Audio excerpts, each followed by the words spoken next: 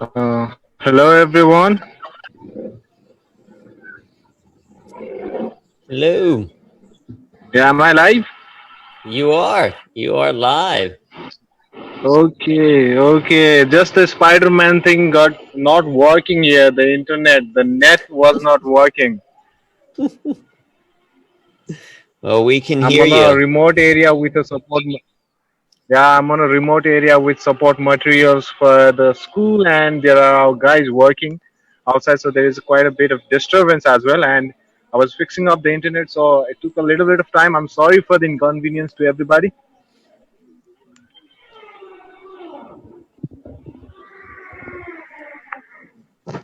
So, to all participants who are here with us and who have been amazing following this Rotaract Club of Kathmandu University and joining on this humor at work session with Mr. Andrew Tarvin, and introducing you all with our presenter for the day, Andrew.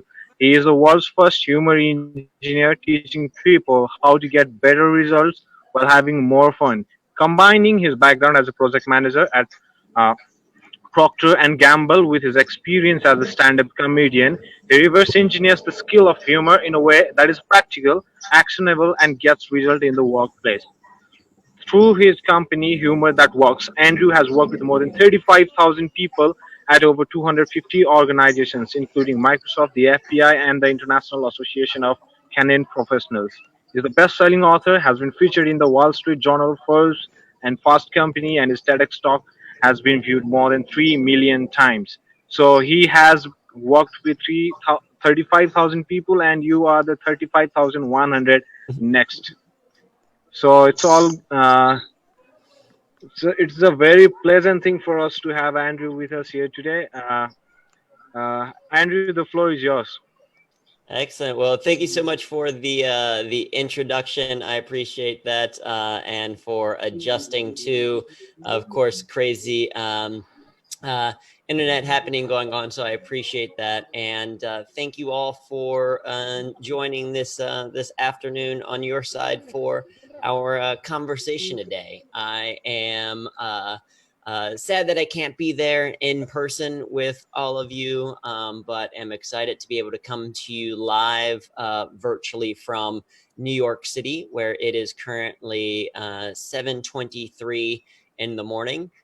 So we are getting started early on my side, in the evening on your side, and I'm excited to be chatting with all of you.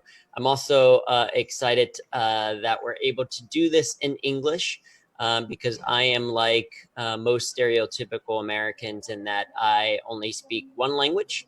And I realized I don't even speak. It took me going to the United Kingdom to realize that I don't even speak English. I speak American, which is a little bit different because I didn't realize there were differences between British English and American English. Like in British English, you say lift, and here in the US, we say elevator. In the UK, you say lorry, we say truck. In British English, you also say toilets or the loo. In the US, we say bathroom or restroom, which is a lot of time inaccurate if you think about it, because if you're out in public and you say, I need to go to the bathroom, there's oftentimes no bath in that room. And they also call it a restroom, which it's like, really, is that a room that you want to rest in?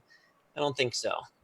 So for me, I realized that that difference. So I'm happy that this is taking place in English because, again, I only speak that one language. But like I said, I'm sad that I can't be there in person, specifically in Kathmandu. I've never been to Kathmandu or Nepal in general. I've been to Boulder, Colorado, which, when I was taking a look at Wikipedia yesterday, is apparently a sister city of Kathmandu. So I don't know if that's the equivalent or not. I would have loved to have gone around, gotten some Momo, would have loved to walk around Durbar Square. So maybe I'll try to do that on Google Earth a little bit later. But what I am excited, though, is about in this current environment, we can come to you virtually. And that's what I'm excited to talk with you today about, something that I'm pretty passionate about, which is humor. How we can use humor to get better results while having more fun in the workplace. And I think humor is particularly needed now, especially right now, because we are in challenging times. A lot is going on with the pandemic, and then here in the US as well, we've got protests and things happening right now. And humor is something that can be helpful for us when we're stressed out. It can be helpful for us for communicating more effectively. There's a number of different benefits that we're going to talk about today. But to understand kind of where this all comes from, I think it's helpful to give just a little bit of a background about me. Probably the most important thing to know about me is that I am a nerd. If you are wondering what type of nerd, the answer is yes. Computer, math, sci-fi, Dungeons and Dragons, Star Wars, Star Trek, Starbucks, all of them.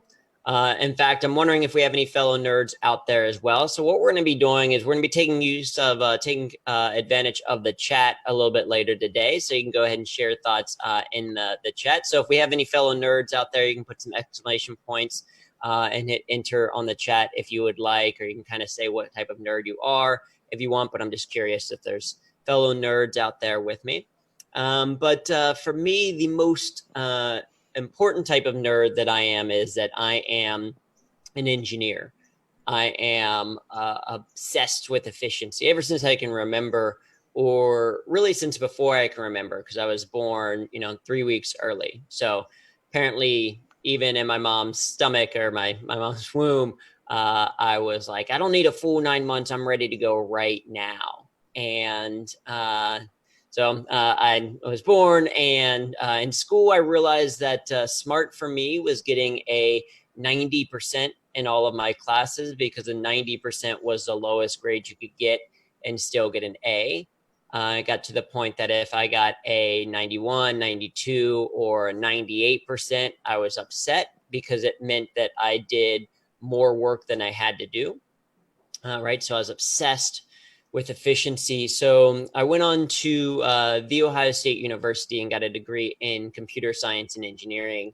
And after I graduated, I started working at Procter & Gamble as an IT project manager. And it was at P&G that I started to realize that there is a difference between being efficient and being effective. And I remember being in this meeting at P&G that was incredibly boring. I don't know if you all have ever been in a class or on a Zoom call. It's just so boring. One where you start to almost cry because of how boring it is, or you start doing anything else, or you're like, man, I wish I could be folding laundry right now, or I wish I could be doing something other than this. I was in a meeting like that at P&G, and the problem was that I was the one leading the meeting.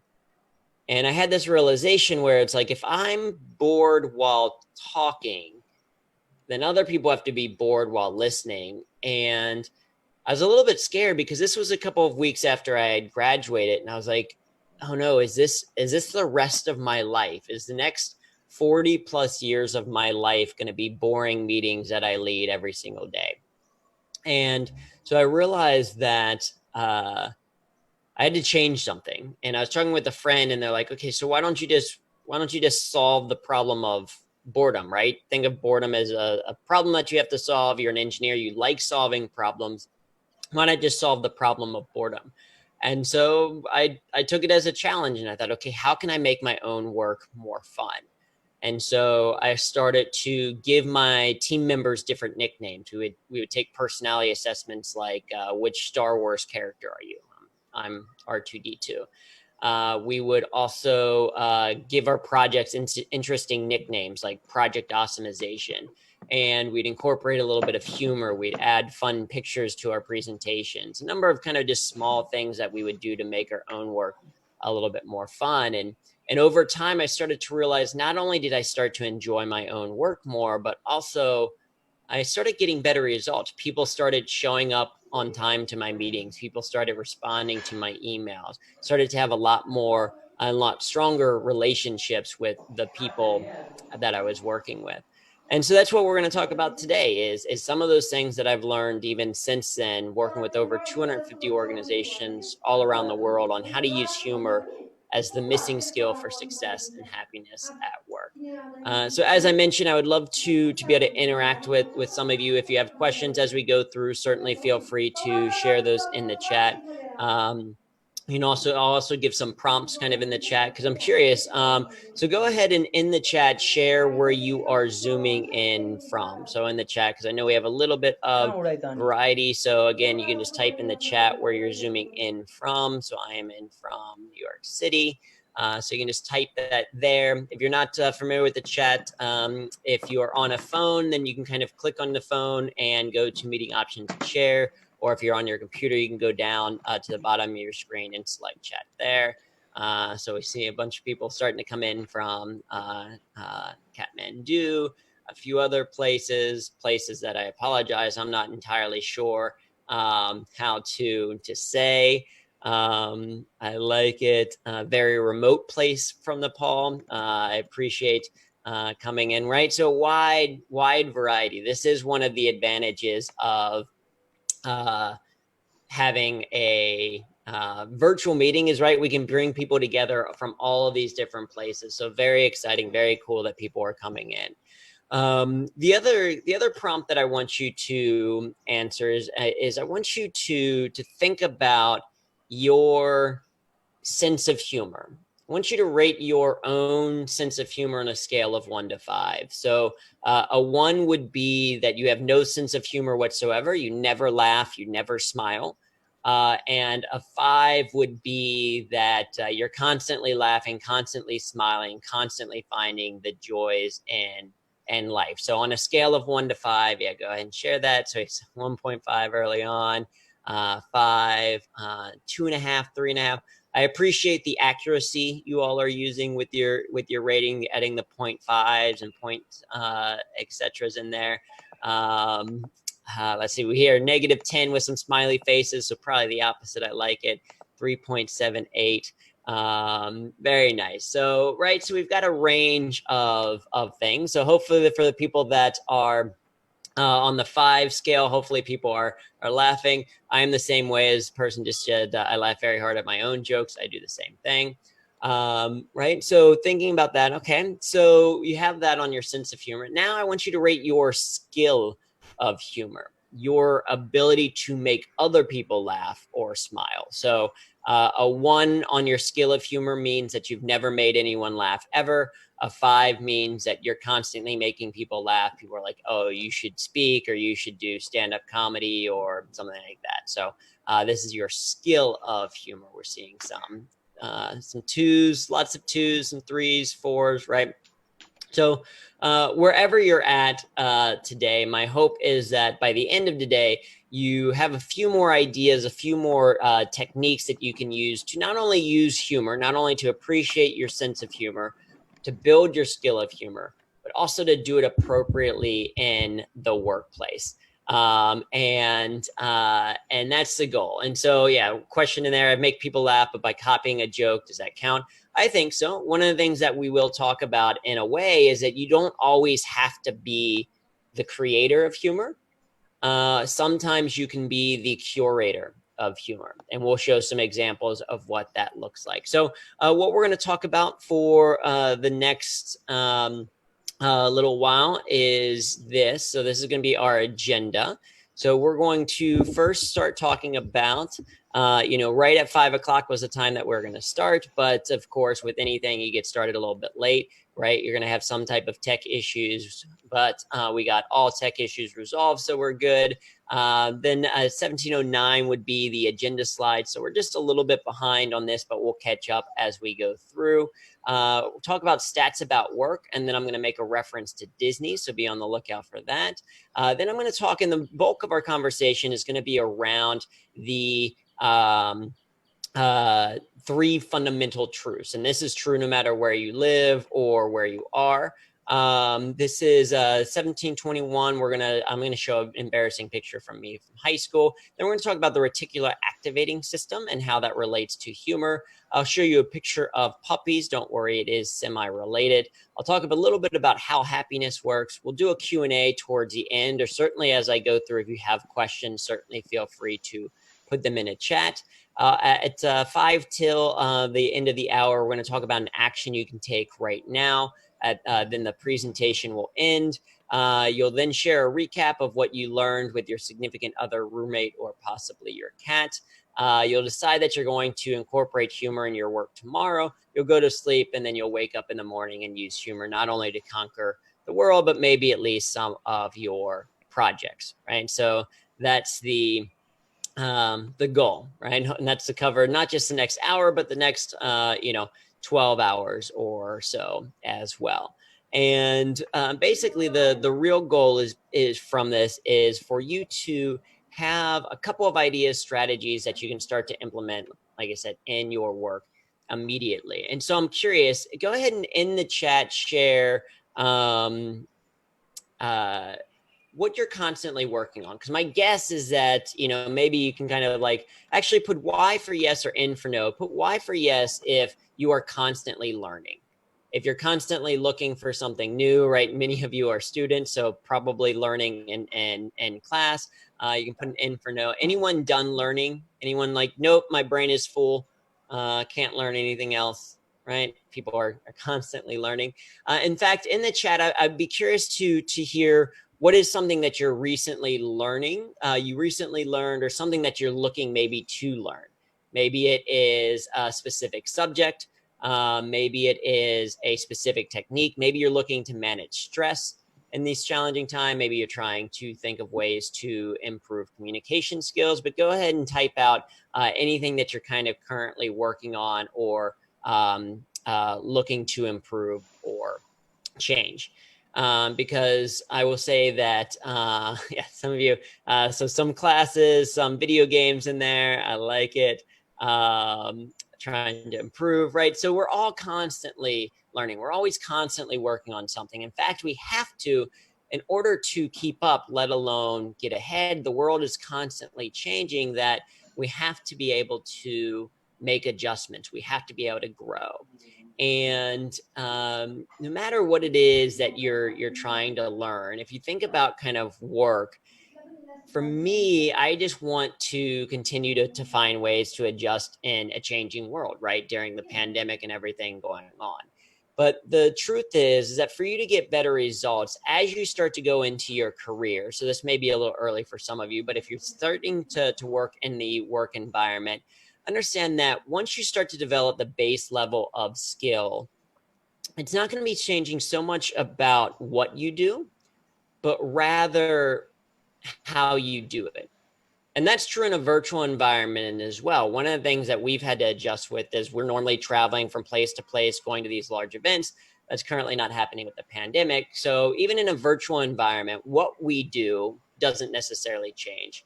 It's just how we do it that changes. Because it's my thought that basically there are 5 core skills of work. No matter who you are, what you do, your work comes down to 5 core things. The first is that you have to be able to execute. You have to be able to complete a task, or to send an email, to join a Zoom meeting, to shave an alpaca, right? If that's your job, you have to be able to actually complete the task. You have to be able to execute. Next, you have to be able to think. You have to be able to plan. You have to solve problems, figure out why Wi-Fi isn't working, or wondering if you have kind of the right tools or the right strategy for what's happening in the future. You have to be able to communicate. You have to be able to connect with other people, be able to listen, to share ideas. You have to know to unmute your microphone if you've like been talking for 20 seconds and knowing is responding, knowing how to unmute your microphone. Next, you need to be able to connect at a human level, right? To interact with people, and increasingly with like technology. I don't know if any of you have like Siri or Alexa or Google Home or any of those smart devices that you can kind of just use with your voice. If you do, I hope that you are being nice to your technology. I hope you're saying please and thank you. At least I am, because that way, if there is a robot uprising in the future, I want them to be like, you know what, he was one of the good ones, right? And then finally, you have to be able to lead. You have to be able to influence people to some type of common goal. And what you'll notice about these 5 skills is, one, they don't change in a virtual environment. Even if you're doing more stuff virtually online or less or more in isolation, you still have to do these 5 core skills. The other thing is that it doesn't matter what role you are. It doesn't matter what assignment you have. It doesn't matter if you're working in an office or working out in construction or something else. So you're these 5 core skills. And the problem is that we as humans aren't so good at the how we do these things, right? That's what we need to tweak, not necessarily what we do, but how we do them, because 83% of employees feel stressed out at work. And so I don't know if any of you have ever felt like this in the store, like you've been having a long day and everything. You have just one thing that you need to go and purchase, but they don't have it in stock, and you just kind of like melt down in the aisle, right? Because 83% of employees feel stressed out at work. 55% of employees are unsatisfied with their jobs. And interestingly enough, at least here in the United States, statistically, more people believe in ghosts than like what they do for a living, which is a bit weird if you think about it. More people are like, I want to kill my boss, but I can't because then he'd come back and haunt me. Right? That's seems a little bit bizarre. We'd hope that more people would enjoy what they actually do.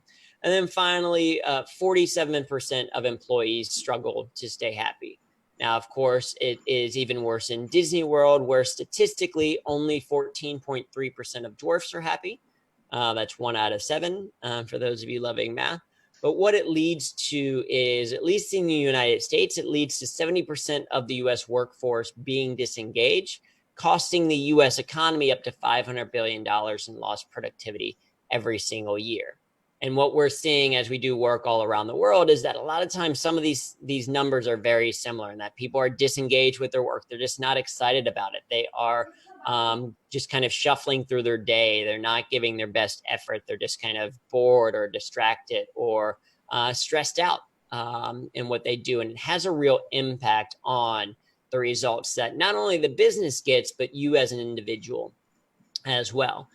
And especially right now with everything going on, a lot of what people are really just trying to do is just to make the day tolerable, right? They're just trying to get through the day. And so I'm curious, from all of you in the chat, you can share, what are some of the barriers to you being successful and happy at work or in your classes right now? What are some of the challenges that you have to face every single day? Because I know some people said they'd love to improve their stress management. What are the types of things that are causing stress? What are the challenges that you're facing? So you can certainly share any thoughts in the chats about that. Yeah. So one person says the classmates sometimes difficult dealing with those, especially in group projects. If you ever get into a group project and you feel like you're doing all the work and no one else is doing any of the work, that's tough.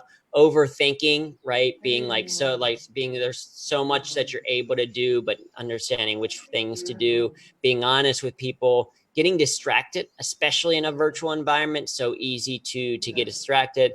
The assignments, time management, right? Managing all the things that you have to do, right? All of these are challenges. One person's friends out there, not being in the moment, right? So a lot of these are just different, challenges that we go through, especially now. There's a lot of uncertainty. There's different input. But again, it's not going to be about changing what you do, but rather changing how you do it. It's going to be about perspective. And that brings me to the 3 fundamental truths about work and life. This is something I've learned throughout my career, something that I've learned from working with, again, a number of organizations, having traveled to 30 countries and on 6 continents. And these things hold true no matter where you are. At least that's been my experience so far. So the first kind of fundamental truth is that you are what you repeatedly do, right? You are defined by your actions more so than what you think. You're defined more by what you actually do. And there's reason to suggest that I am possibly a funny person, because I've done over 1,000 shows as a stand-up comedian, improviser, spoken word artist. My TEDx talk now has more than 7 million views, and it's on the scale of humor. I've won comedy competitions before. And so there's reason to suggest that I am funny, at least to some people. And yet, when I went to see my old high school classmates a few years ago, and they found out that I did comedy, they were, "You're not funny." And admittedly, this is not the face of funny. This is a picture of me from my early school days, before university. And there's a lot that is funny about this picture, but none of it is intentional, right? I had the blonde tips up top, like I wanted to be in a boy band, on my hair. I'm wearing clothes that are too baggy for me. This was my girlfriend at the time, not my girlfriend now, but my girlfriend from high school. Right. So there's a lot that's funny about this picture. None of it is intentional. And growing up, I was never that life of the party type person. I was never the class clown. I was never the person that people was constantly making people laugh. If I was on that scale of humor, I was like in a 1 or a 2. Because I am also very much an introvert. I was never that outgoing. If you know your personality assessments, I don't know if these are the same where you are, but if you know your personality assessments, I am a type A blue square conscientious INTJ with the sign of Aquarius. That just means that I am a stubborn, ambitious introvert who likes long walks on the beach by myself. But what I've learned is that we are not our personality assessments, right? Our personality assessments give us insight into who we are. They might help us define our behaviors and help us know what type of work we might enjoy, but they don't define us. And instead, we are defined by our actions. We're defined by what we do. And in university, my best friend there in the middle wanted to start an improv comedy group, needed people, and basically forced me to join. And as you can probably tell from this picture, we were not very good. At least when we first started, we had no idea what we're doing. We just tried to repeat what we saw on a TV show and reapply it. And over the course of a couple of years, though, we got better. We got better through practice and repetition. And that's how you get better at anything, is by actually doing it, by practicing it and trying to repeat it as well. In fact, I want to attempt a quick exercise for you. So if you're able to see this, you can mirror this activity yourself. What you're going to do is on your left hand, you're going to point forward. So you just kind of point forward like that. So you can go ahead and do this. Don't worry, even though knowing, even if other people are kind of looking at you, you can still do this. Right? You're just pointing forward with the finger like that, and then you're just giving a thumbs up with the other hand. All right, so you've got that, and then now you can just switch the two, and then you can switch back and forth, back and forth. Right. So as you're trying this, you might be having a gun, right? You might just be the finger out. You don't want to have that, right? It's just a thumb up and finger out. Sometimes you have a closed fist. If it's a little bit challenging, then sometimes like going really slow at first to helps a little bit, or weirdly like kind of like putting more movement into it can help a little bit. Right. But if you're trying this, many of you are probably realizing it's a little bit harder than you expected. But I like this exercise because it's a great demonstration of something called the conscious competence learning model, or the 4 stages of competence, which basically says that whenever we learn a new skill as people, as humans, we go through 4 phases. The first phase is called non-conscious incompetence, right? Non-conscious incompetence. This simply means that you are unaware that you can't do something, right? Because like if I walked up to you on the street and was like, "Hey, do you think you can do this?" First of all, you'd be like, "Why is this weird? Why are you approaching me this like that?" You'd be kind of like thrown off. But second of all, you'd probably be like, "Ah, it seems pretty easy. I'm probably able to do it." So then you try it out and you become consciously incompetent. You become unaware that there's something that you can't do, right? You just aren't successful with it right away. Maybe it's a new class, maybe it's a new subject that they're learning, maybe it's a new kind of skill that you're trying, right? But then you give it a little bit of thought. You start to study a little bit more. You take you do this, you work on this for like a weekend, and you get to the point that you are consciously competent, right? When you really think about it, you're able to do it. And then with more practice and repetition, you get to the point that you are conscious or non-consciously competent. So you don't even have to think about what it is that you're doing. You're able to do it. Right. And this is true for any new skill. It's true for something like this thumbs exercise. It's also true for learning a new subject in school. It's true for learning or starting a new job. And it's true for learning a skill like humor. Right? As you practice, think about the skill of a humorist. Humorists really do three things. They create material, right? They write ideas down. They tweet or they send Facebook posts or WhatsApp messages, or they create some type of humor. They deliver it, right? Actually get it out there to the world. And then they review the process. They say, did that make people laugh or smile? If they do it, if it does make people laugh or smile, great. I can reuse that again in the future. If it doesn't, how can I tweak it? How can I make things better? How can I improve in the future? And this is something that everyone does, even in a virtual environment, something that you can do. Here in the United States, a lot of the comedians who are normally on TV with big studios and audiences and things like that, they're still being productive at home. They're still creating humor virtually.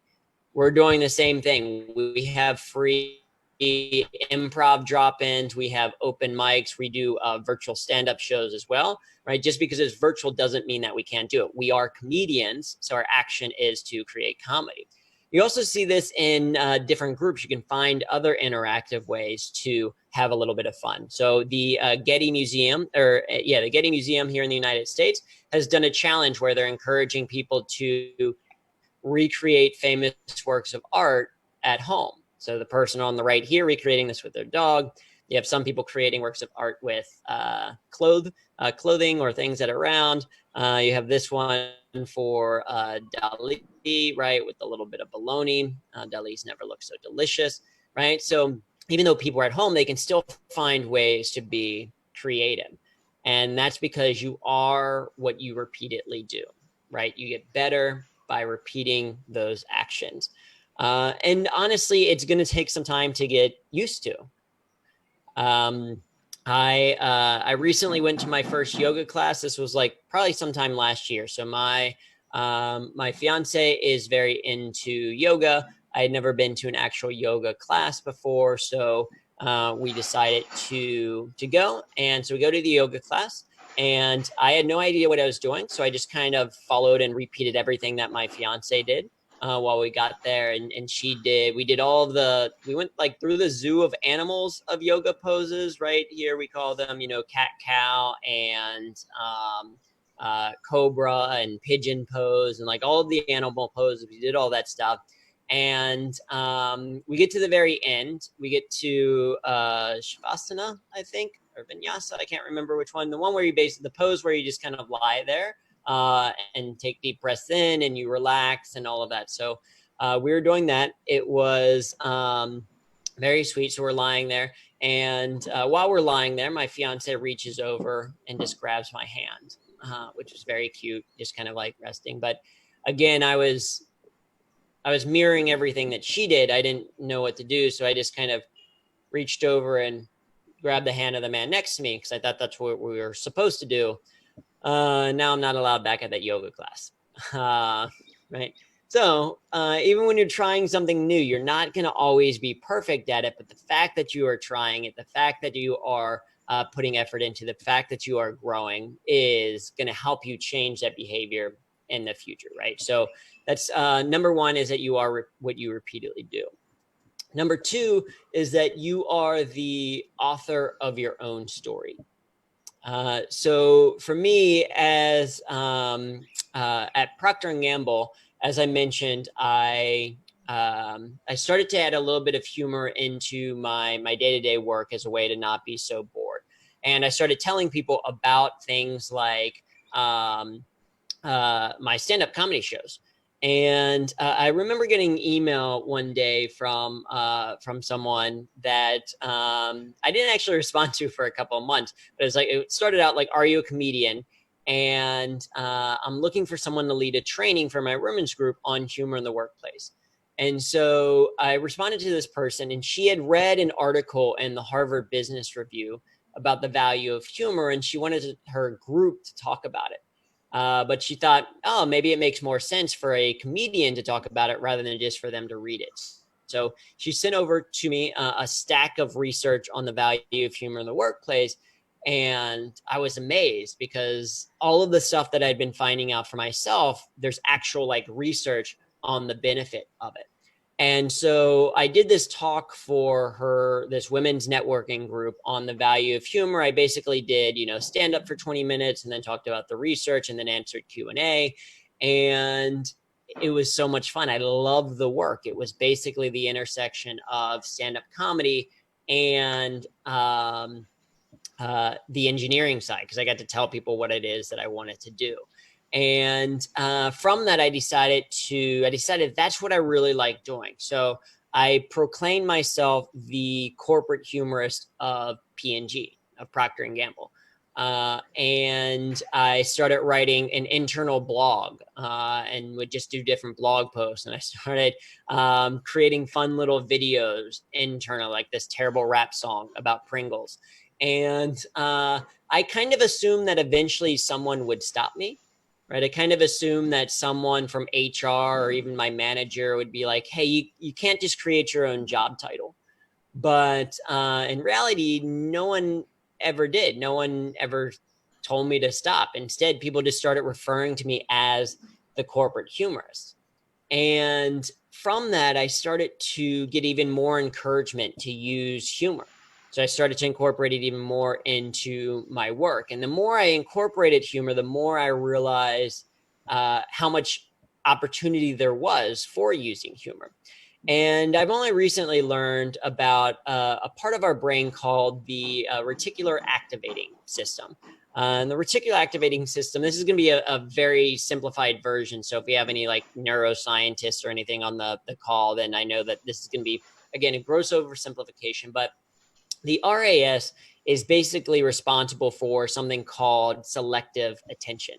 Every single day we as humans are bombarded by information, and our brain has to decide which of that information do we bring to the conscious level and which do we kind of just let go.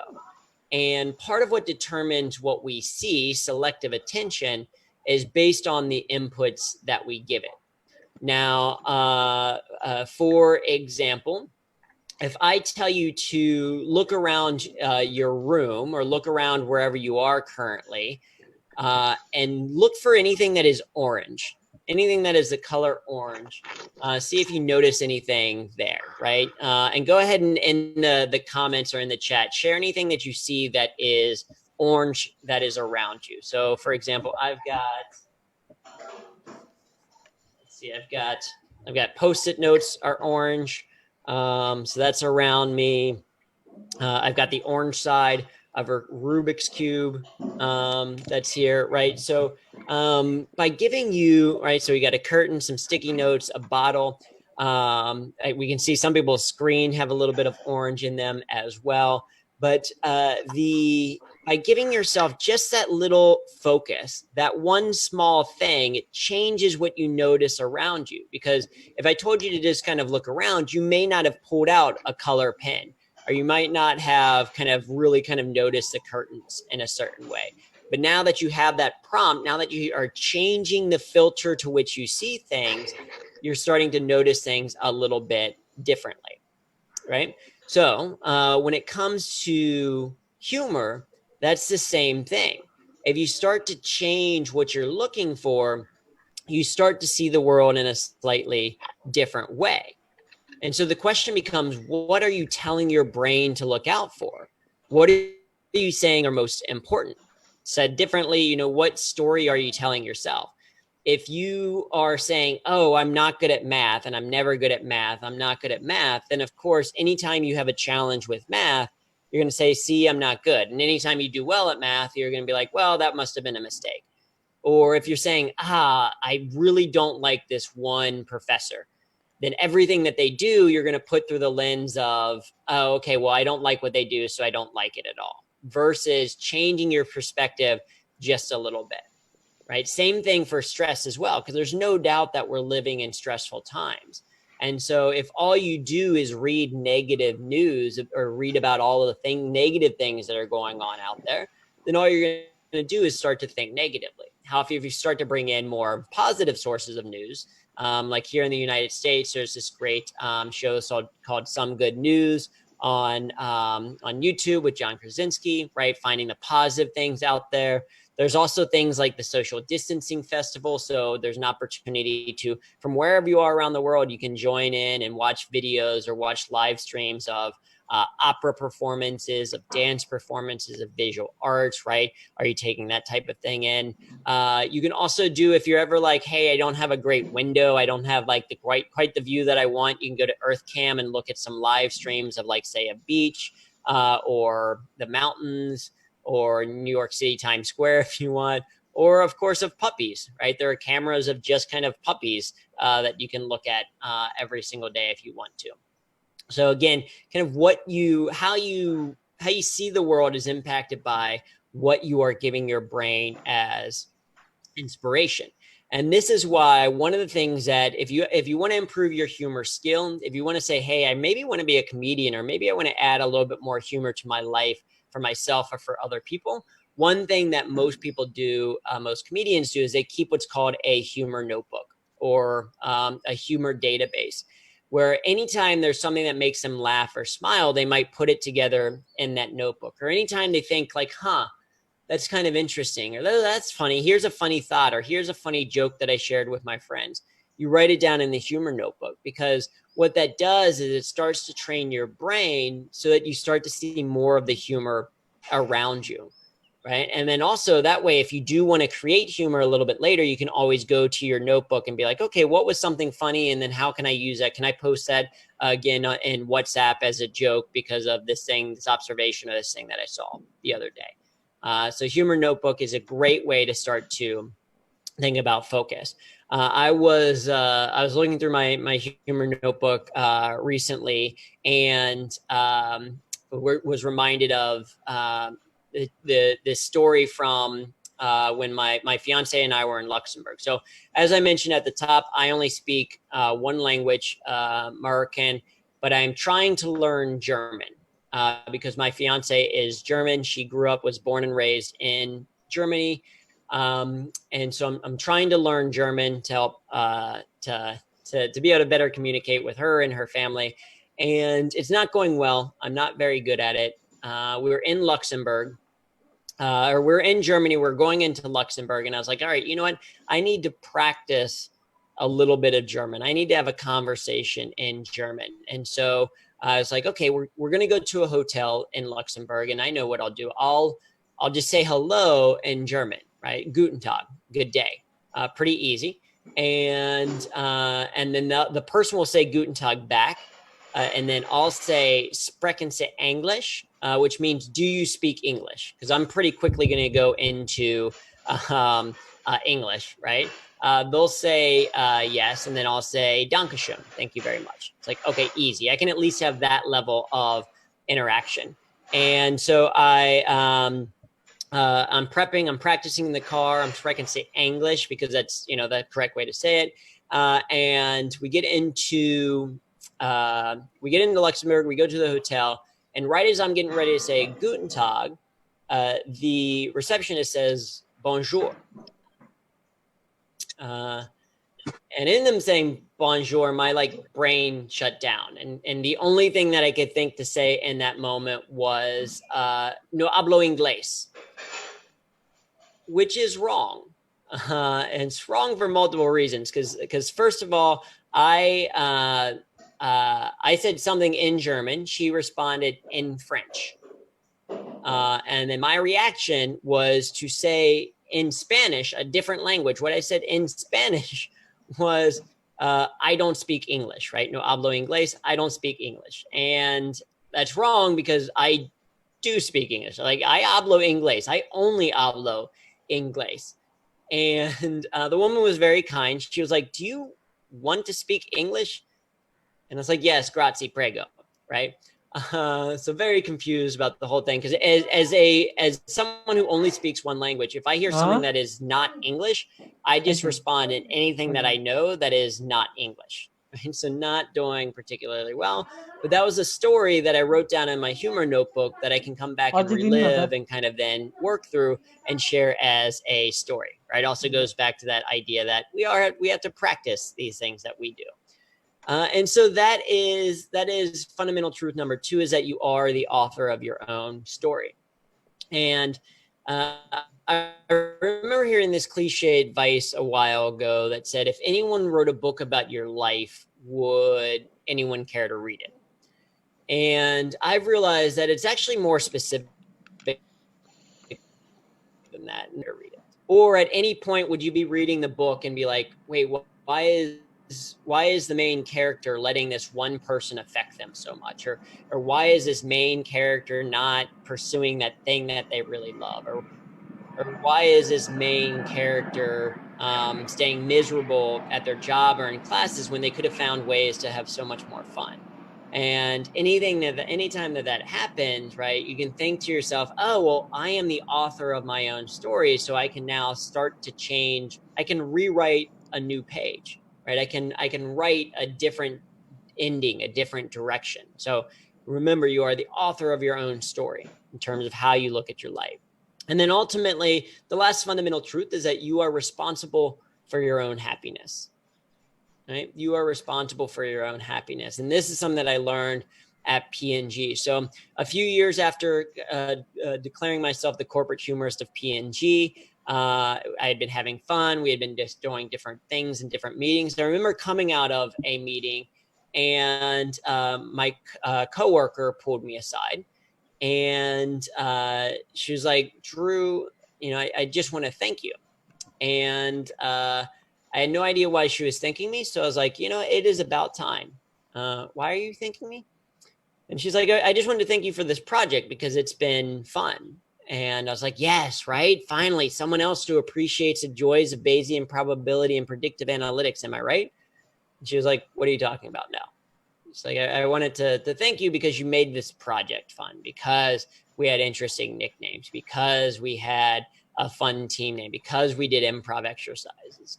And she's like, I realized at some point that no one ever told you to use humor. You just decided to. So thank you.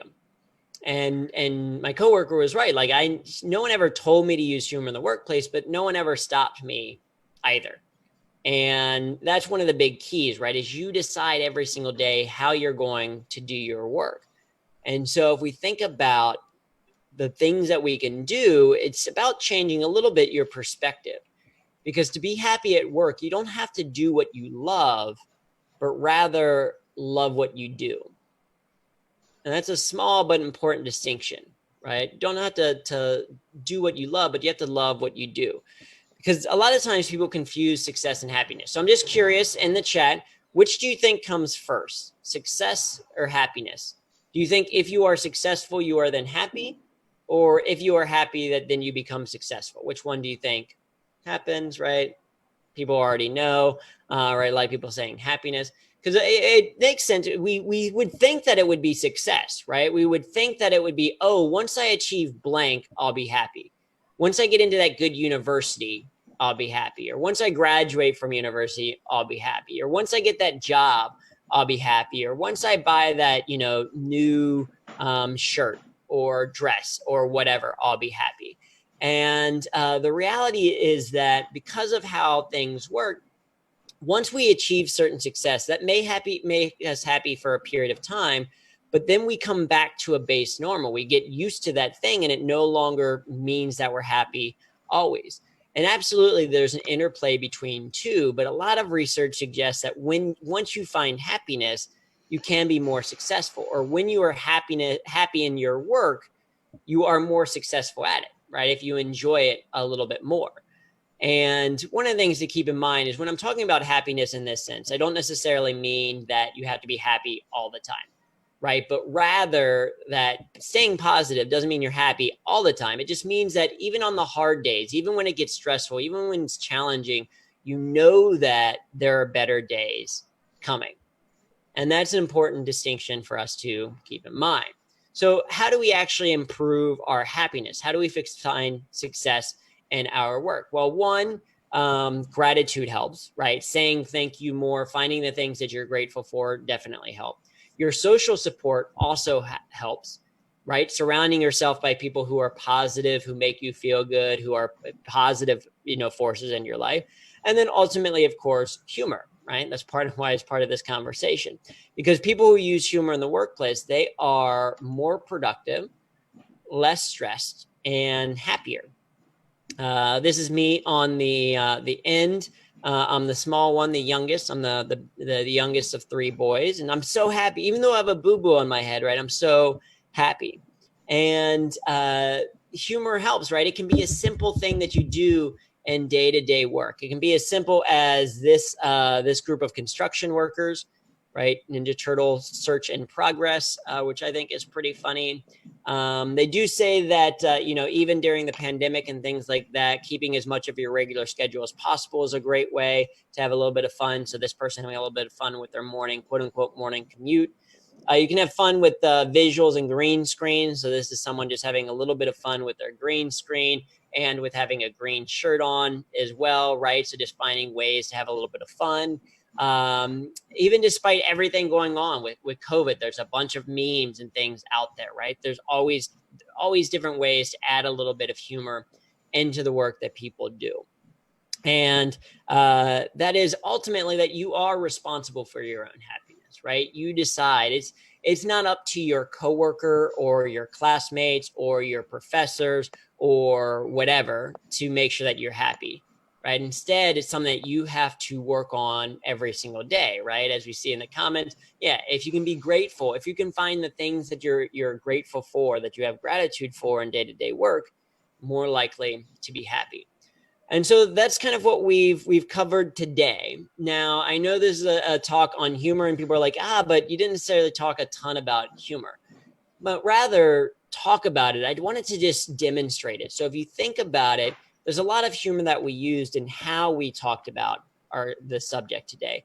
First of all, you can start with the story. If you want to use humor for yourself, start presentations with the story. I told a little bit about my story of being a nerd and getting started at P&G, right? That helps people to lean in and think about things. You can also add incongruity, add specific details that maybe people weren't expected, or the opposite direction, but add a little bit of incongruity. You can create associations, right? We made a reference to Disney as a way to make that a little bit more memorable. You can facilitate exercises, right? We did the thumbs exercise, one that you necessarily weren't great at, but it's a facilitating activity, getting people to move a little bit. We incorporated images throughout the entire presentation as a way to hopefully get you to lean in a little bit more, to smile. That's an example of we talked about before. You don't necessarily have to be the creator of humor, but you can be the curator. You can find interesting memes or images or ideas online and share those with other people. You can do kind of Q&A. Certainly, if people have questions, certainly feel free to share those in the chat now, and I'll start to address those questions. But if you have any questions, put those in the chat now. You can share an observation, something that you think is humorous. And then also we can go out and spread joy. We can take it as an action for ourselves to go and do. So yeah, to wrap up, to answer a couple of quick questions as we start to wrap up. Question is, what do you think about dark humor? Is it good to use it for entertainment purposes? So dark humor is a great form of catharsis. A lot of people who are in very stressful situations use dark humor. So people who are emergency first responders, doctors, military, police, etc. People who see some of the worst of the worst have dark humor because it is catharsis. It creates kind of an in-group with other people that get that dark humor, and it can help to relieve some of that stress. The challenge with dark humor is that it doesn't necessarily create change. It's not necessarily proactive. It's a little bit more reactive typically. And so for the workplace itself, for a public setting, dark humor isn't necessarily that appropriate in the workplace itself, but among friends can be a great form of humor to use. But again, not in a more public setting. Um, uh, so I'm getting, I said that I look like PewDie or that kind of thing. Okay. All right. Interesting to know. I'm not fair with that one. How do I deal with daily anxiety? For me, a value of, having humor, looking at the things that I control. There's that quote or that idea that if there's something that you can't control, then you can't necessarily, it doesn't necessarily make a ton of sense to worry a ton about it because you can't control it. If it is something that you can control, then you can, okay, how do I actually change that thing to be able to control it a little bit more? Right. So I focus on the things that I can control. I also do a lot of improvisation, and the fundamental mindset of improvisation is yes and. It's how do you build off of a situation, and so that type of repetition helps me personally. But I know there's a lot of different strategies out there. But I think kind of doing some Google searches, finding people that you can chat with, talk with, can be a great thing for anxiety as well. Having a strong social support network that becomes very valuable. Am I really happy? I am. I am fortunate that I love what I do and I do what I love, a balance of both. I get to talk with people around the world with interesting ways. One thing that helps maybe with a little bit of anxiety and my happiness is I do try to express a lot of gratitude. I do try to think about each day, what are the things that I am thankful for despite everything going on. That's certainly a huge help. Let's see, what do you think? Is sarcasm and humor related all the time? I think that, well, one, so sarcasm is a negative form of humor. You do have to be cautious sometimes of your use of sarcasm. Again, that's great for groups that you know, people that you have strong relationships with. For people that you're just first meeting, sarcasm can be a little bit harder to come across effectively. I'm not someone who says that humor is appropriate all the time. I think that humor is appropriate in certain situations and when you're trying to achieve a specific goal when it comes to using humor in the workplace, being clear on why you want to actually use it. So what I'm going to do is I want to start to wrap up. I'll come back to some questions as well if people have some more time to stick around, but I want to make sure that we keep to people's times. So as far as next steps or action items is your action item is to start, which I know is not a very good action item. It's vague. It doesn't follow the SMART framework or anything like that. But the reality is if you are what you repeatedly do, then define the actions that you want to live, define the type of person that you want to be. If you are the author of your own story, change what you pay attention to. Find the things in your life that say, okay, these are the types of things, these are the types of chapters that I want to write. And if you are responsible for your own happiness, seek out gratitude, seek out a strong social support, and look to have fun.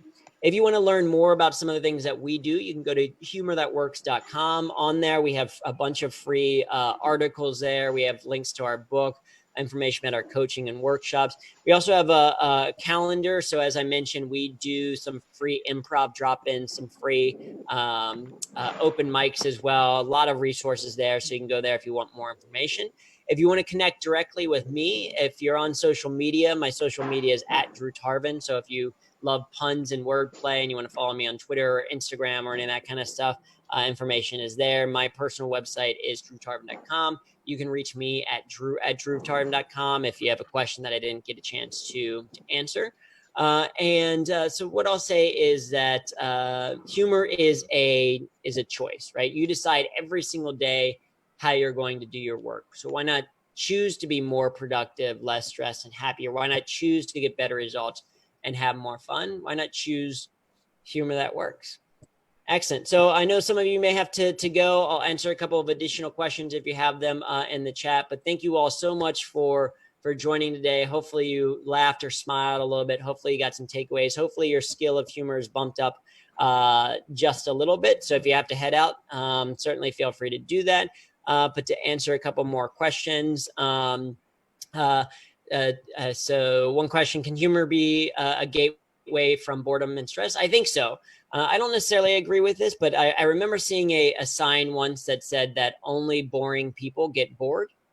And I do think that humor, in your own personal humor, can be a great way to stay engaged with things. So if you are bored, think to yourself, how can I make this more fun for me? That's what I did at P&G in my meetings. I started adding pictures in my presentations. I started teaching improv exercise to my people in my meetings, just so that would make it more fun for me. So try to think about, how can I make this more fun for myself? Because a lot of times it's going to make it more fun for other people. Now, there might be situations where you're like, I'm in a class, I can't make it any more fun possible. Maybe try visual note taking, maybe try, sitting with friends, maybe whatever it is. You can try to come up with some strategy. So I think it often helps. So a question here of, how long can you stay focused? How do you do it? For me, one of the things that helps is, I'm a big believer or big fan of something called the Pomodoro Technique. And the Pomodoro Technique for focus is basically, you work in increments. So you set a Pomodoro timer, like you set some type of timer, or like a timer on your phone for, like, say 25 minutes, and say, okay, I'm going to work for this 25 minutes on this one thing. And I'm not going to do anything else. I can't check social media. I can't go on WhatsApp. I can't get distracted or, play a game or anything like that. For 25 minutes, I have to work. And then you set a timer for 5 minutes, and that's when you can take a break. That's when you can go on WhatsApp if you need to, check social media, right? But for those 5 minutes, then the timer goes off. You go back to working for 25 minutes, and you alternate 25 minutes of work, 5 minutes of a break, 25 minutes of work, 5 minutes of a break. After you've done a couple cycles of those, then you take a longer break, and you do that for kind of your extended period of the day. And what it does, at least for me, is that a lot of times when I sit down, it's like, okay, I can at least work for 25 minutes, right? It's only 25 minutes. I can at least make it 25 minutes. And that helps me to stay a little bit more focused on kind of whatever's going on. So that's one technique that I use. Let's see. Yeah, share my text. My grandmother's still texting me. She's still on Facebook. My grandmother is amazing. Thank you for watching the TEDx talk. Yeah, so in there, again, if you have any specific questions, any additional questions, certainly feel free to reach out to me. I want to be respectful of everyone's people's time. Thank you all for attending. Thank you for those organizing. Like I said, hopefully it is of value. I hope to visit Nepal one day for sure as well. I'll keep you all posted on that. You can give me recommendations for while I'm there. But thank you all so much for attending.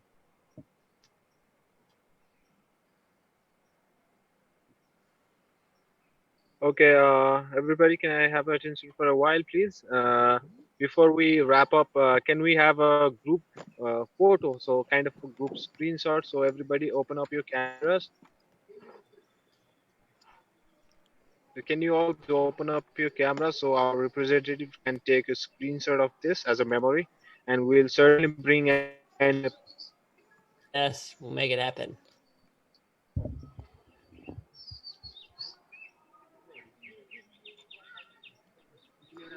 So we'll bring Andrew to Nepal. We'll bring Andrew to Kathmandu soon. Yes. After this, the pandemic situation is overcome, we'll see him at Nepal. We'll make that possible.